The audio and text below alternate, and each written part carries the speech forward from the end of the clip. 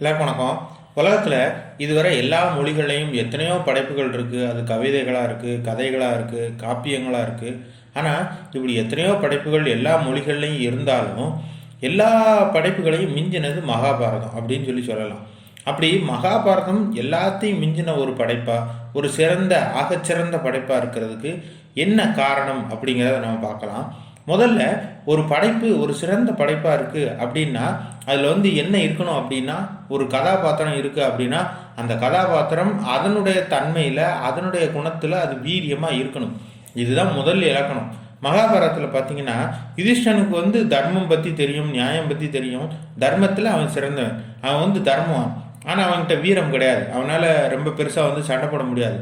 அர்ஜுனன் அளவுக்கு வில் வித்த அவனுக்கு தெரியாது, பீமன் அளவுக்கு மல்யுத்தம் அவனுக்கு தெரியாது. அதே நேரம் அர்ஜுனன் பீமன்லாம் பார்த்தீங்கன்னா வீரத்தில் மட்டும் சிறந்தவங்கள். அவர்களுக்கு யுதிஷ்டன் அளவுக்கு தர்மம் தெரியாது. இது ஒரு குறையெல்லாம் கிடையாது. அர்ஜுனன்னா அவனுக்கு வில்வித்தை நல்லா தெரியும். அந்த மாதிரி அந்த கதாபாத்திரம் அதில் மட்டும் ரொம்ப சிறந்த ஒரு இதாக, அதில் ரொம்ப பெரிய எக்ஸ்பர்ட்டாக இருக்கும். அதுக்கடுத்து பீமன் எடுத்துக்கிட்டீங்க அப்படின்னா அவன் மல்யுத்தத்தில் ஒரு சிறந்தவன். பொதுவாக பாண்டவர்களில் யுதிஷ்டன் தர்மம் அப்படின்னு நம்ம அடையாளம் படுத்தினோம் அப்படின்னா மற்ற 4 வரையும் வீரத்துக்கும் மற்ற கலைகளுக்கும் ஒரு ஆதாரமானவர்களாக நம்ம அடையாளப்படுத்தலாம்.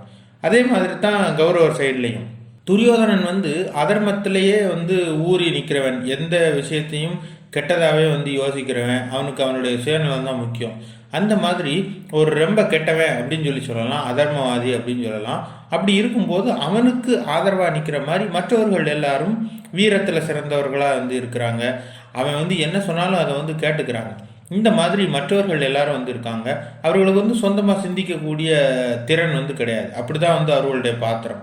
அதே மாதிரி பாண்டவர் சைடில் நம்ம கிருஷ்ணனை ஒரு பெரிய வீரன், அவன் ஒரு பெரிய சண்டை செஞ்சான் அப்படிங்கிற மாதிரி எங்கேயும் காட்டியிருக்க மாட்டாங்க. ஒரு பக்கம் அவன்கிட்ட சக்கரம் இருந்துச்சு, அவன் மாயாவி வேலைகளை செஞ்சான் அப்படிங்கிறதெல்லாம் சொல்லப்பட்டாலும் பீமனை மாதிரியோ அர்ஜுனனை மாதிரியோ அந்த மாதிரியான காரியங்களை செஞ்சாங்க அப்படின்னு சொல்லி கிருஷ்ணனை காட்டியிருக்க மாட்டாங்க. கிருஷ்ணன் ஒரு மிகச்சிறந்த மதியோகி, ஒரு புத்திசாலித்தனத்தில் ரொம்ப அபரிமிதமான ஆற்றல் கொண்டவன், அப்படி தான் நம்ம சொல்லணும். அந்த மாதிரி கிருஷ்ணன் ஞானத்தில் சிறந்தவன், அர்ஜுனன் வீரத்தில் சிறந்தவன், பீமன் வீரத்தில் சிறந்தவன், யுதிஷ்டன் தர்மத்தில் சிறந்தவன், துரியோதனன் அதர்மத்தில் சிறந்தவன், சகுனி சூழ்ச்சியில் சிறந்தவன். அதே மாதிரி கிருஷ்ணனையும் சூழ்ச்சிக்கு பெரிய ஆதாரமாக சொல்லலாம். இந்த மாதிரி ஒவ்வொருத்தரும் அவரவர் துறையில் ரொம்ப சிறந்தவர்களாக இருக்காங்க. அதே மாதிரி அவர்கள் அந்த பாத்திரத்தை நான் செய்வேன், இதுலேயும் நான் தான் இருப்பேன் அப்படிங்கிற மாதிரி அடம் பிடிக்கிற மாதிரியான ஒரு கதாபாத்திரமெல்லாம் அந்த கதாபாத்திரங்களை உருவாக்கப்படலை. இப்போது இன்றைக்கி இருக்கக்கூடிய படங்களில் பார்த்தீங்க அப்படின்னா மற்ற கதைகள்லையும் சரி, ஒரு ஹீரோ இருப்பான். அந்த ஹீரோ நல்லா ரொமான்டிக் பண்ணுவான், நல்லா சண்டை போடுவான், ரொம்ப பெரிய புத்திசாலியாகவும் இருப்பான். ஒருத்தர் பிறந்ததுலேருந்து சாகிற வரைக்கும், இல்லை அவனுடைய இளமை காலம் முழுக்க ரொம்ப காலகட்டங்களை அவன் படிக்கிறதுலே வீணாக்குறான், அவனுக்கு படிக்கிறதே வேலையாக இருக்குது அப்படின்னா தான் அவன் பெரிய ஞானியாக வர முடியும், அவன் பெரிய புத்திசாலியாக வர முடியும்.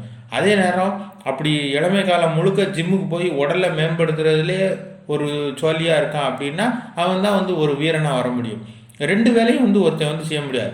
ஒரு பெரிய ஞானியாரா, ஒரு பெரிய புத்திசாலியாரா அப்படின்னா அந்த மனுஷனால் வீரத்தில் ஒரு பெரிய ஆளாக வளர முடியாது. இதுதான் யதார்த்தம். அந்த யதார்த்தம் இந்த மாதிரி பெரிய காப்பியங்களில் சரியாக கையாளப்பட்டிருக்கும். அதனால தான் அந்த மாதிரி காப்பியங்கள்லாம் ரொம்ப சிறந்த காப்பியங்களாக இருக்குது. மகாபாரதம் மட்டும் இல்லை, மகாபாரதம் மாதிரி வேறு புஸ்தகங்களை எடுத்துக்கிட்டாலும் இப்போ தமிழில் சிவகாமியின் சபதம் இருக்குது.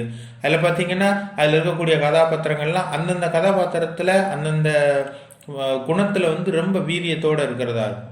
அதே மாதிரி தான் பொன்னியின் செல்வம் புத்தகத்துலேயும் அந்தந்த இதில் இருக்கக்கூடியவர்கள் அதில் ரொம்ப சிறப்பாக செயல்பட்டுருப்பாங்க. அந்த வேலையை அவர்கள் கரெக்டாக செஞ்சால் போதும். இது தமிழ் சினிமாவில் எடுத்துக்கிட்டோம் அப்படின்னா பாகுபலி சினிமாவில் பார்த்தீங்கன்னா கட்டப்பாவுக்கு ரொமான்ஸ் பண்ணலாம் தெரியாது, கட்டப்பாவுக்கு சிந்திக்கவோ தர்ம நெறி பற்றியோ எல்லாம் பெருசாலாம் தெரியாது. அவர் வீரத்துக்கு உதாரணம். அந்த இடத்துல அவர் ஒரு பெரிய சேனாதிபதிக்கு உதாரணம். அந்த வேலையை மட்டும் அவர் சிறப்பாக செய்வார். அதே மாதிரி ராஜமாதா கேரக்டர் அது கொஞ்சம் வேறு மாதிரியான. இந்த மாதிரி ஒவ்வொரு கதாபாத்திரமும் அவரவருடைய கதாபாத்திரத்தில் ரொம்ப ஆழமாக அழுத்தமாக இருக்கிற மாதிரி ஒரு கதையை உருவாக்கப்படும் போது அந்த கதை ஒரு காலம் சிறந்த கதையாக, ஒரு காலம் சிறந்த காப்பியமாக இருக்கும். தமிழில் இன்னொரு படம் உதாரணமாக சொல்லலாம் அப்படின்னா விக்ரம் வேதா. இந்த மாதிரி 2-3 ஹீரோக்கள் இருக்கக்கூடிய கதைகள் எப்போவுமே அந்தந்த கதையில் அந்தந்த கதாபாத்திரத்துக்கு முக்கியத்துவம் கொடுத்து உருவாக்கப்பட்டிருக்கதா இருக்கும். பழைய படம், தமிழ் படம் ஒன்று இருக்குது, அக்னி நட்சத்திரம். அதில் வந்து கார்த்திக் வந்து ரவுடியாக இருப்பார், பிரபு வந்து போலீஸாக இருப்பார். ரெண்டு பேருக்கும் வந்து அப்பா விஜயகுமாரை வந்து காப்பாற்ற போகிறாங்க. அவருக்கு வந்து ஒரு சங்கடம் வந்த நேரத்தில், அதுக்கு முன்னால் கார்த்திக்கும் பிரபுவும் சண்டை போட்டுக்கிட்டு இருந்தாங்க.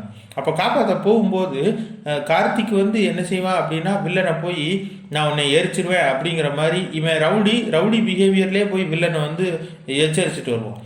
அதே நேரம் பிரபு வந்து போலீஸு, நான் உன்னை அரெஸ்ட் பண்ணிடுவேன் அப்படிங்கிற மாதிரி போய் எச்சரிச்சுட்டு வருவான். அதுக்கு அடுத்து வில்லன் ஆட்களை ரெடி பண்ணி விஜயகுமாரை கொல்லதுக்கு பிளான் பண்ணுவார். அப்போ ஆஸ்பத்திரியிலேருந்து ரெண்டு பேரும் சேர்ந்து அவரை வந்து காப்பாற்றுறாங்க. காப்பாற்றும் போதும் கூட கார்த்திக் வந்து ரவுடி, அவன் வந்து துப்பாக்கி எடுத்துக்கிட்டு வில்லன்கள்கிட்ட போய் சண்டை போடுவான். இதே நேரம் பிரபு வந்து போலீஸு காப்பாற்றுறவன், அவன் என்ன செய்வான், மருந்து பாட்டில் எடுத்துக்கிட்டு விஜயகுமாரை காப்பாற்றிக்கிட்டு வருவான். அந்த கதாபாத்திரம் வந்து அதனுடைய வேலையில் சிறப்பாக செயல்பட்டுக்கிட்டே இருக்குது. எந்த இடத்துலையும் அதில் வந்து பிறகு வந்து வரவே வராது. இதே மாதிரி எந்தெந்த கதைகள், எந்தெந்த படங்கள், எந்தெந்த காப்பியங்களில் கதாபாத்திரம் அதனுடைய அமைப்புகள் இருக்குதோ அதெல்லாம் வந்து ஒரு சிறந்த படைப்பாக உருவாகும். அது வந்து அதுக்கான ஒரு இலக்கணம் அப்படின்னு சொல்லலாம். இந்த விஷயங்கள்லாம் ஒரு இடத்துல அமையப்பெற்றதுனால தான் மகாபாரதம் இன்றைக்கும் ஒரு சிறப்பான காப்பியமாக இருக்குது. இந்த வீடியோ உங்களுக்கு பிடிச்சிருந்தா லைக் பண்ணுங்கள், ஷேர் பண்ணுங்கள், கமெண்ட் பண்ணுங்கள். இதே மாதிரி வீடியோக்கள் தொடர்ந்து பார்க்கணுன்னா நம்ம சேனலுக்கு சப்ஸ்கிரைப் பண்ணுங்கள். மறக்காமல் பெல் பட்டனையும் ப்ரெஸ் பண்ணுங்கள். நன்றி.